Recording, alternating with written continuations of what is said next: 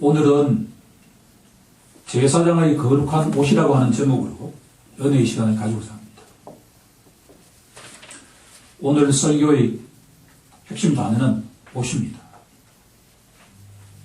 사람은 어떤 옷을 입느냐에 따라서 행동의 제약을 받습니다. 정장을 입고 나가면 누구라도 품위 있게 행동하다가도 예비 군복을 입으면 그 누구라도 마음대로 하고 싶은 그런 생각이 들게 됩니다. 묘하죠? 옷이 사람의 생각과 행동을 규제해가기 시작한다는 이야기입니다. 19세기 중엽에 영국에 토마스 칼라일이라고 하는 사상가가 있었습니다. 이 사람이 한 이야기 가운데 인도를 다 준다 하더라도 셰익스피어와 바꿀 수 없다라고 말했던 사람입니다. 이 사람이 처음으로 쓴 책 제목이 의상 철학이라고 하는 책입니다. 옷 철학이라고 하는 책입니다. 이 책에서 그는 우리 눈에 보이는 자연 만물은 눈에 보이지 않는 존재를 상징하는 옷을 입고 있다라고 이야기했습니다. 천지 만물이 계절에 따라서 아름다운 옷을 계속 바꾸어가면서 입는다라고 이야기한 것입니다. 칼라일의 이 말은 만물 속에는 하나님의 영원하신 능력과 신성이 있다는 로마서 1장 20절 말씀을 염두에 둔 것이 분명합니다. 오늘은 제사장이 입는 옷의 영적 의미에 대해서 알아보는 시간이 되고자 합니다. 대제사장은 거룩하고 아름답고 영광스러운 옷을 입었습니다. 주보에서는 대제사장이 입는 옷을 5가지로 나누어서 하나하나의 영적 의미를 찾아보고자 합니다. 그러기 위해서는 우리가 2가지를 해결하고 넘어가야만 합니다. 제사장은 아무나 될 수가 없었습니다. 하나님께서 택하신 자만이 제사장이 될 수가 있었습니다. 더구나 제사장이 입는 옷은 아무나 만들지 못했습니다. 오직 성령으로 충만한 자가 만든 옷을 입어야 했습니다. 본문 1절을 보시면 너는 이스라엘 자손 중 내 형 아론과 그의 아들들 곧 나답과 아비후와 엘리아살과 이다말을 나오게 하여 그들로 하여금 제사장 직분을 감당하게 하라라고 말씀합니다. 아론에게는 4명의 아들이 있었습니다. 나답과 아비후는 우리가 잘 알고 있는 것처럼 하나님께서 명령하시지 않은 다른 불을 가져다가 분향단에 불을 피우다가 죽었습니다. 레위기 10장에 나오는 내용입니다. 다른 불을 사용하다가 죽음을 당했다라고 하는 것을 묵상하는 가운데 갈라디아서를 보게 되면 사도 바울이 선포한 복음 이외에 다른 복음을 선포하는 자는 저주를 받을 것이다 라고 하는 이야기가 나옵니다. 예, 그렇습니다. 나답과 아비후가 죽었던 것은 하나님이 명령하지 않으신 다른 불을 사용하다가 죽었습니다. 예수님이 전하신 복음 이외에 다른 복음을 전하는 자는 동일하게 나답과 아비후와 같은 운명에 처하게 된다는 것을 우리에게 알려주고 있습니다. 엘르아살은 아론의 뒤를 이어서 대제사장으로 임명이 되었지만 이다말에 대해서는 성경에 상세한 내용이 나오지 않아서 그 행방을 알 길이 없습니다. 중요한 것은 모세와 그 아들들이 아닌 모세의 형인 아론과 그 아들들이 제사장의 직무를 감당하게 된 것은 처음부터 끝까지 하나님의 뜻입니다. 하나님의 섭리입니다. 북이스라엘을 통치하게 되었던 여로보암 왕은 산당들을 짓고 레위 자손이 아닌 보통 백성으로 제사장을 삼았습니다. 이것은 하나님 보시기에 엄청난 범죄를 저질렀던 것입니다. 여로보암과 그 가족들은 성경에서 보는 것처럼 철저한 죗값을 치루었다라고 하는 것을 우리들은 익히 알고 있습니다. 제사장 직분은 절대로 세속 왕이 임명할 수 있는 것이 아닙니다. 지금도 마찬가지입니다. 만물의 창조주이시고 구속자이신 아버지 하나님만이 택하시고 부르신 자가 제사장의 직분을 감당할 수가 있는 것입니다. 사도 베드로는 베드로전서 2장 9절에서 이렇게 선포합니다. 너희는 택하신 족속이요 왕같은 제사장이다 라고 말입니다. 너희가 누굽니까? 우리 같은 그리스도인을 말하지 않습니까? 예수 믿는 자는 내가 마음대로 예수를 믿는 것이 아니라 하나님이 택하신 자만이 예수를 믿을 수 있다는 것이고 그 자가 바로 왕같은 제사장이다라고 선포하고 있습니다. 만약 이것을 아멘으로 받아들이는 자는 오늘 집사님께서 또박또박 읽으신 이 성경의 본문이 바로 나에게 해당된다라고 하는 것을 이해하기 시작할 것입니다. 본문 2절을 보면 대제사장은 거룩하고 아름답고 영화로운 옷을 입는다라고 되어 있습니다.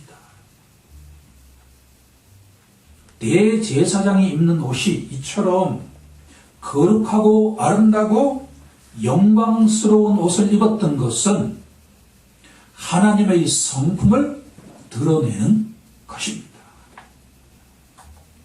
이 말씀을 묵상하면 너무나 흥분됩니다. 그리스도인은 하나님의 성품을 드러내는 존재다라고 하는 겁니다.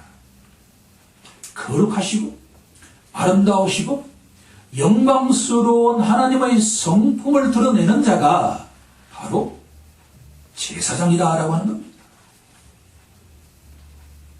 본문 3절을 보면 제사장의 옷을 만들 수 있는 자격은 지혜로운 영으로 충만한 자, 곧 성령으로 충만한 자가 그 옷을 만들어야 된다라고 이야기하고 있습니다. 제사장이 아무나 할 수 없었듯이 제사장이 입는 옷도 아무나 만들어서는 절대 안 된다라고 하는 겁니다. 부살렐과 오홀리압처럼 성령으로 충만한 자만이 대제사장의 옷을 만들 수가 있었다라고 하는 겁니다. 여기에는 중요한 영적 의미가 들어가 있습니다. 성직자가 거룩하고 아름답고 영광스러운 옷을 입기 위해서는 성령 충만한 평신도의 도움을 받아야 된다라고 하는 겁니다. 종교개혁가를 대표하는 칼빈은 노동의 신성함을 강조했습니다. 그러나 칼빈이 노동의 신성함을 외치기 수천 년 전에 오늘 본문에는 육체 노동과 정신 노동을 차별하지 않는다는 것. 육체 노동과 정신 노동은 서로 연합해야 된다라고 하는 것을 강조하고 있다라고 하는 겁니다. 직업에는 절대로 귀천이 없다라고 하는 것이 성경의 일관된 메시지입니다. 유진 피터슨 목사님의 전기를 읽을 때 감동적으로 다가왔던 내용이 유익하다는 생각이 들었습니다. 피터슨 목사님의 부친은 정육점을 운영했습니다. 그 아버지는 매일 짐승을 잡아서 고기를 팔아야 했기 때문에 정육점 여기저기 피가 묻혀 있었고, 그 아버지가 입는 앞치마에는 붉은 핏자국이 군데군데 있었습니다. 하지만 어린 시절의 유진 피터슨 목사님의 눈에 비친 정육점은 교회 예배당처럼 언제나 찬송으로 넘쳐 흘렀고, 정육점에 와서 고기를 사는 사람들과 파는 사람이 모두 웃음이 끊이지 않았다라고 기억하고 있습니다. 너무나 아름답게 보였습니다. 예, 그렇습니다. 성령 충만한 평신도의 도움을 받지 않고서는 대제사장 아론은 절대로 하나님의 성품을 대변하는 거룩하고 아름답고 영광스러운 옷을 절대로 입을 수 없었다라고 하는 것을 우리들은 기억할 필요가 있습니다. 옷이라고 하는 단어의 어원을 찾아보면 아주 흥미로운 결론에 도달하게 됩니다. 옷은 히브리어로 바가드라고 하는 동사에서 유래되었습니다. 바가드라고 하는 이 동사는 덮다, 가리다 라고 하는 의미를 가지고 있습니다. 흥미롭지 않습니까? 옷은 덮는 것입니다. 가리는 것입니다. 이 단어의 어원을 보여주는 중대한 사건이 성경에 기록되어 있습니다. 노아 홍수 직후에 일어났던 일입니다. 창세기 9장 20절 이하를 보면 의인이요 당대의 완전한 자 노아가 술에 취하는 장면이 나옵니다. 홍수 후에 처음으로 풍년을 맞이한 노아는 기분이 너무나 좋아서 포도주를 먹기 시작했습니다. 그런데 묘하게도 그날 평소에 전혀 그런 모습을 보이지 않던 노아가 과음해서 인사불성이 되어버렸습니다. 노아는 속이 너무나 답답해서 입고 있던 옷을 하나씩 벗기 시작했습니다. 어느 순간 모든 옷을 다 벗어버리고 대자로 뻗어서 방에 잠이 들어 버렸습니다. 평소에 절대 볼 수 없었던 부친의 기이한 행각을 목격한 막내 아들 함은 아버지의 치부를 가리기보다도 가족 모두에게 와서 보라고 외치기 시작했습니다. 반면에 이 소식을 들은 셈과 야벳 이 두 아들은 아버지 하체를 보지 않기 위해서 뒷걸음 쳐서 아버지에게 들어가서 아버지 옷으로 그 하체를 가렸습니다. 우리는 세 아들의 너무나 다른 반응을 보게 됩니다. 함은 아버지의 수치를 드러내었지만 셈과 야벳은 아버지의 수치를 가렸습니다. 성경은 아버지의 치부를 가린 셈과 야벳은 축복하지만 함은 저주하고 있는 것을 기억할 필요가 있습니다. 이렇게 본다면 옷은 인간의 수치를 가리기 위한 것이다 라고 하는 것을 알 수가 있습니다. 너무나 중요한 영적 의미입니다. 그러면 대제사장인 아론이 입은 옷은 어떤 역할을 수행할까라고 하는 질문을 던지지 않을 수가 없습니다. 아론이 입는 옷은 자신을 포함한 모든 인간의 죄와 허물을 덮는 것이 1차적인 목적이다라고 하는 것을 알 수가 있습니다. 대제사장 아론의 옷은 인간의 허물을, 치부를 덮기 위한 것이다 라고 하는 것을 서론적으로 이해하면서 본문에 들어가 보도록 하겠습니다. 대제사장 아론이 입었던 옷은 5가지로 구성되어 있습니다. 본문 4절을 보면 그들이 지을 옷은 이러하니 곧 흉패와 애복과 겉옷과 속옷과 광과 띠라라고 되어 있습니다. 첫 번째 갈로 속의 정답은 에봇입니다. 에봇은 대제사장이 제일 바깥에 입는 겉옷입니다. 6절을 보면 흥미로운 구절이 등장합니다.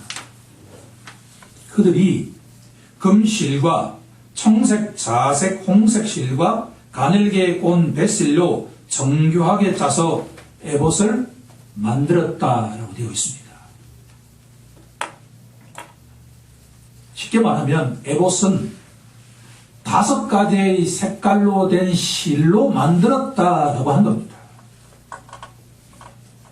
여기에는 중요한 상징이 포함되어 있습니다. 금색 실이 상징하는 것이 무엇인가 하면 영광과 존귀를 상징하고 있습니다. 두 번째로 청색 실이 상징하는 것은 자비와 사랑을 상징하고 있습니다. 세 번째로 자색 실이 상징하고 있는 것은 권위와 위엄을 상징하고 있습니다. 네 번째로 홍색 실은 희생과 속죄를 상징하고 있습니다. 마지막으로 배실, 쉽게 말하면 흰색 실을 의미합니다. 순결을 상징합니다. 자, 이것을 종합해 보면 대제사장 아론이 입었던 에봇은 너무나도 영광스럽고 거룩하다라고 하는 것을 알 수가 있습니다.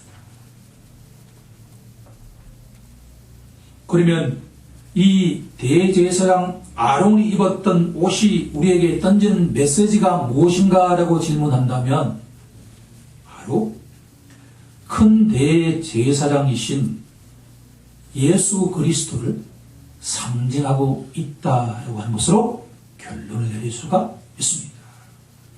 예컨대 히브리서 5장 14절에 가면 이렇게 증언하고 있기 때문입니다.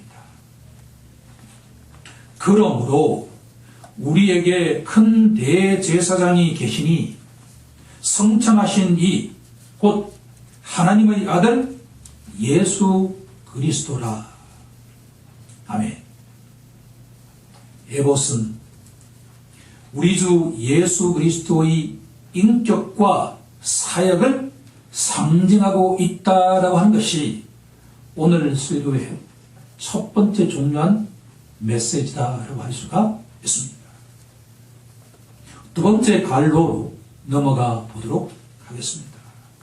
두 번째 갈로의 정답은 어깨 바지입니다. 한자어로 표현하면 견대라고 할 수가 있습니다. 본문 7절을 보면 그것에 어깨바지 둘을 달아서 그 두 끝을 이어지게 하라라고 말씀하고 있습니다. 어깨바지에는 두 개의 보석, 성경에는 호마노라고 되어 있는데 보석이 박혀 있었습니다. 쉽게 말하면 장성들이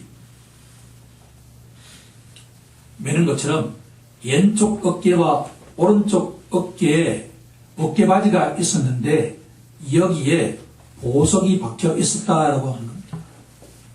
그 보석에는 12지파의 이름에 6개가 박혀 있었다라고 하는 겁니다.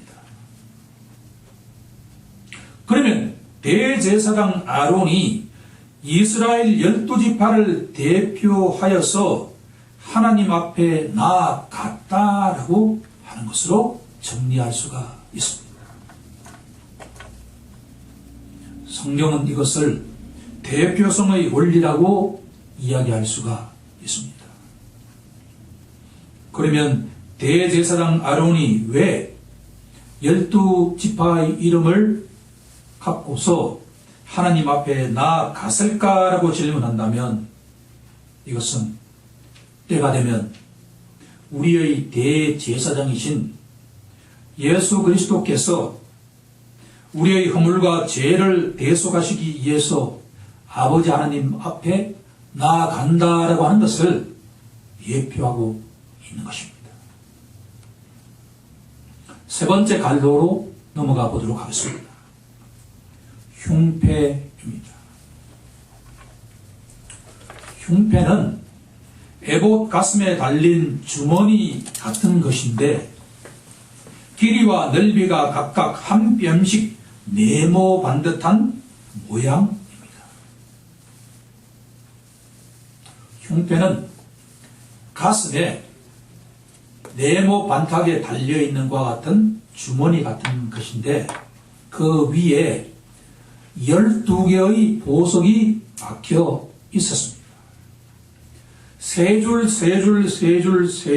이렇게 12개의 보석이 박혀 있는데 그 각각의 보석에는 12지파의 이름이 하나씩 기록되어 있었다라고 하는 겁니다. 본문 29절을 보면 우리가 읽지 않았습니다만 아론이 성소에 들어갈 때에는 이스라엘 아들들의 이름을 기록한 이 흉패를 가슴에 붙여라 라고 되어 있습니다. 여기서 우리가 주목할 것은 흉패가 아론의 가슴에 붙였다라고 하는 내용입니다. 왜 흉패가 아론의 가슴에 붙어 있을까라고 질문한다면 여기에는 중요한 영적 의미가 들어가 있습니다. 심장은 몸의 가장 중요한 부분이고 생명의 근원에 해당되는 부분입니다. 대제사장 아론이 이스라엘 12지파의 이름을 심장에 붙이고 하나님 앞으로 나아갔다라고 하는 것은 때가 되면 하나님께서 이스라엘 백성의 심장에 하나님의 법을 쓰시겠다는 것을 예표하는 것으로 해석할 수가 있습니다. 예레미야서 31장 33절에 가면 이런 구절이 등장합니다. 내가 나의 법을 그들의 속에 두며 그들의 마음에 기록하여 나는 그들의 하나님이 되고 그들은 내 백성이 될 것입니다.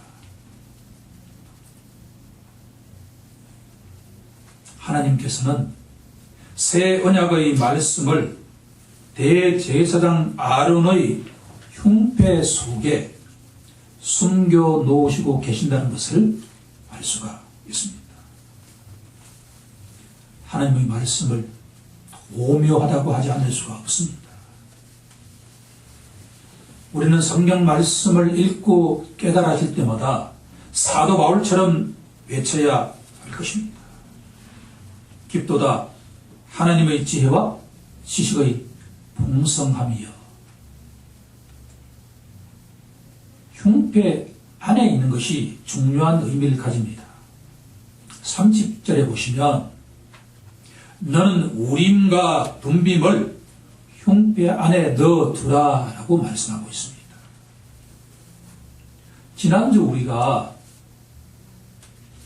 제사장이 하나님의 뜻을 분별하기 위해서 제비를 뽑았다라는 이야기를 한 적이 있습니다. 이 제비 뽑기에 사용되었던 것이 바로 흉패 안에 들어가 있는 우림과 둠빔을 던져서 사용했던 것입니다. 우림이라고 하는 단어는 빛이라고 하는 뜻을 가지고 있습니다.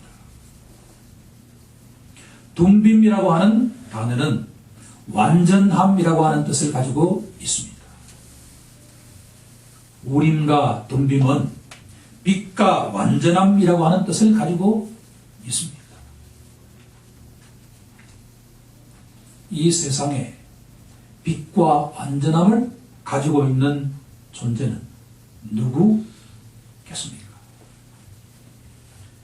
더구나 우림이라고 하는 단어에는 히브리어 알파벳의 첫 글자인 알레프라고 하는 단어가 들어가 있고, 둠빔이라고 하는 단어 속에는 히브리어 알파벳의 가장 마지막 글자인 타브라고 하는 단어가 들어가 있습니다. 이것은 마치 요한계시록 1장 8절에서 나는 알파와 오메가다라고 말씀하신 주 하나님을 상징하고 있다라고 말씀할 수 있습니다. 제사장들이 다급할 때 흉패 주머니 속에 들어있던 우림과 둠빔을 떠내서 하나님의 뜻을 분별했던 것은 거기에는 엄청난 의미가 들어있다라고 하는 겁니다. 하지만 구약에서 우림과 둠빔을 활용해서 하나님의 뜻을 물었지만 오늘처럼 은혜의 시대에는 그렇게 할 필요가 없습니다. 왜냐하면 하나님께서는 성경 66권을 통해서 우리의 나아갈 방향을 분명하게 제시하고 있기 때문입니다. 우리에게 요청된 것은 주사위를 던지는 것이 아니라 성령께서 이 말씀을 깨닫게 하시고 그 말씀에 의지해서 우리가 나아갈 방향을 찾고 실천하는 것이 요청될 뿐입니다. 네 번째 갈로로 넘어가 보고자 합니다. 네 번째 갈로의 정답은 겉옷입니다. 대제사장은 에봇 안에 무릎 아래까지 내려오는 긴 겉옷을 입어야 했습니다. 그 색깔은 청색입니다. 청색은 자비와 사랑을 상징하고 있다라고 이야기를 했습니다. 33절을 보면 중요한 단어가 등장합니다. 그 옷 가장자리로 돌아가며 청색, 자색, 홍색 실로 석류를 수놓고 금방울을 간격을 두어 달아라라고 되어 있습니다. 석류는 사람들이 볼 수 있는 것이고 금방울은 사람들이 보고 들을 수 있는 것입니다. 대제사장 아론이 하나님을 만나기 위해서 성소와 지성소로 한 발 한 발 발자국을 뗄 때마다 금방울이 딸랑딸랑딸랑 울렸다라고 하는 것입니다. 하나님께서 왜 대제사장 아론이 입는 겉옷 제일 밑 가장자리에 석류와 금방울을 달았을까라고 하는 질문을 던져본다면 여기는 중요한 영적 의미가 있다라고 하는 것을 깨닫게 되었습니다.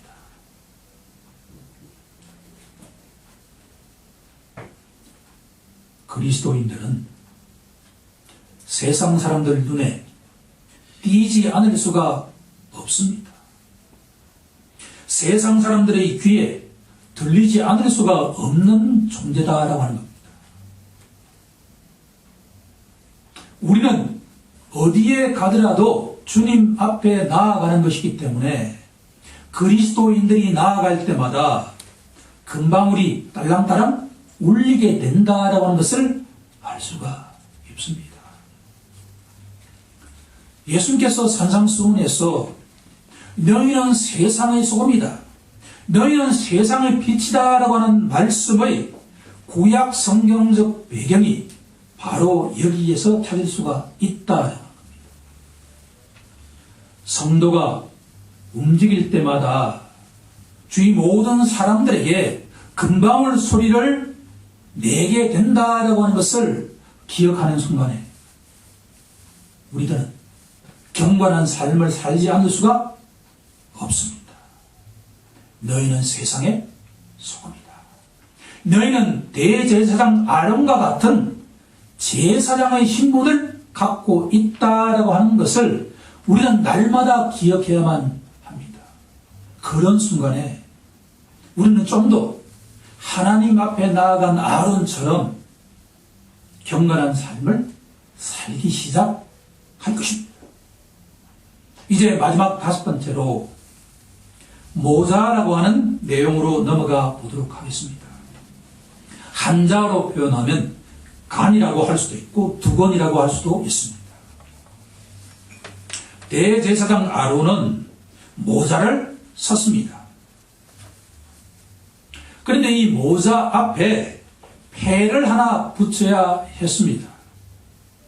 모자 정면에 패가 붙어 있었는데 거기에 쓰여 있는 글자가 여호와의 성결이라고 하는 글자입니다.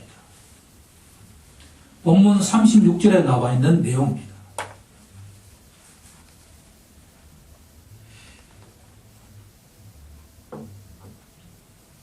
이제 마지막에 와 있습니다. 여호와의 성결이 의미하는 내용이 무엇인가를 우리가 이해하면 본문의 내용이 끝나게 됩니다. 이스라엘 백성들이 멀리서 예루살렘에 와서 하나님께 제물을 드릴 때 이런저런 이유로 제물에는 불순물이 들어가지 않을 수가 없었습니다. 여호와의 성결이라고 하는 글자는 이스라엘 백성들의 허물과 죄를 대제사장인 아론이 대신 진다라고 하는 의미를 가지고 있습니다. 외관상으로 너무나 화려해 보이는 대제사장의 직무 속에는 백성들의 허물과 죄를 자신이 대신 진다라고 하는 것이 들어가 있다. 그러면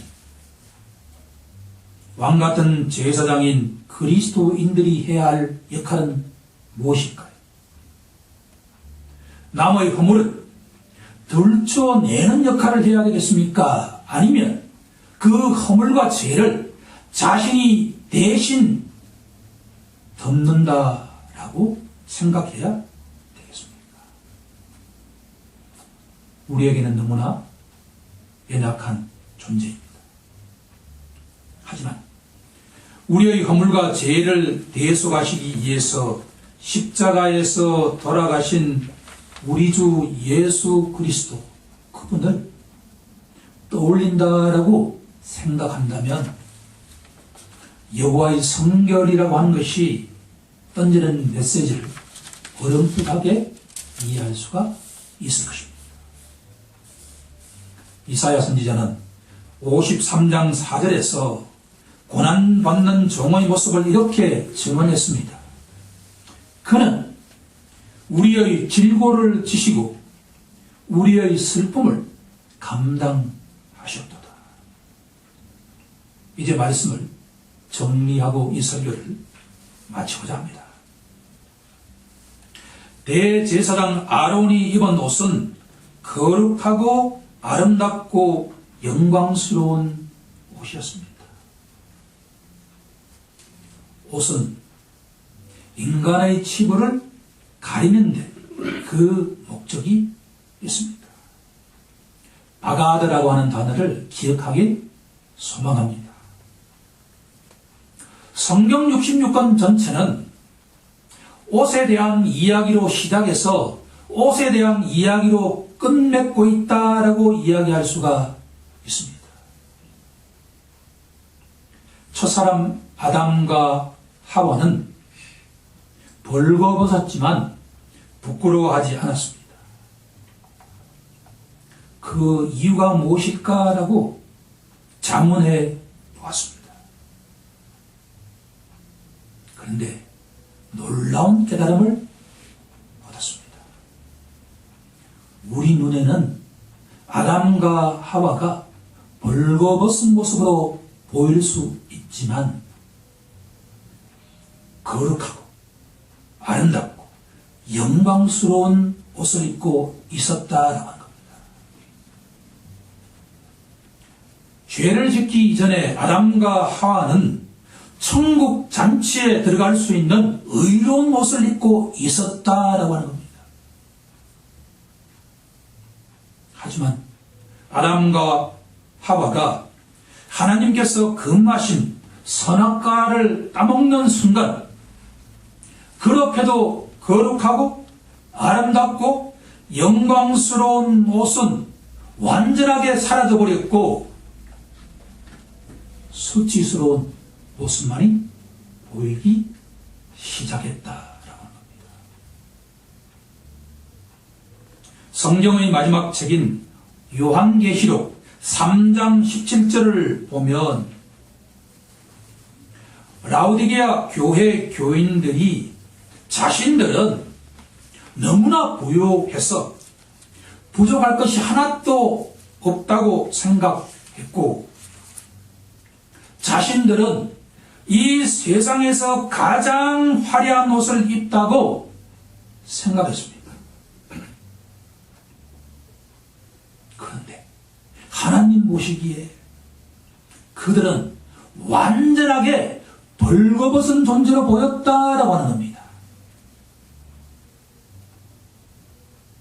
사도 바울은 로마서 13장 14절에서 오직 주 예수 그리스도로 옷 입으라고 권면하고 있습니다.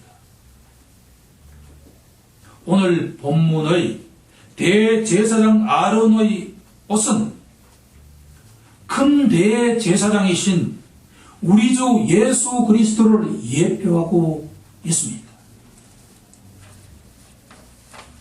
대제사장 아론이 입었던 에봇, 어깨바지, 흉패, 겉옷, 모자 등은 천국 잔치에 들어갈 수 있는 의로운 옷의 모형을 보여주는 것이다 라고 이야기할 수가 있습니다.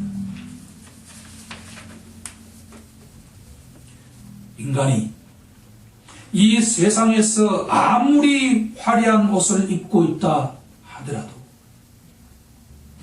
예수 그리스도라고 하는 의로운 옷을 입지 않는 자는 절대로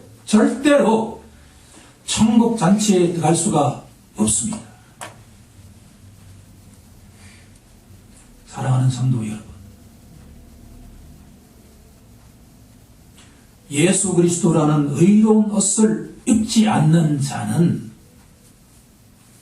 바깥 어두운 데 던져질 것이고 슬피 울면서 이를 갈게 되리라는 마태복음 22장 13절의 예수님의 말씀을 반드시 기억하길 간절히 소망합니다.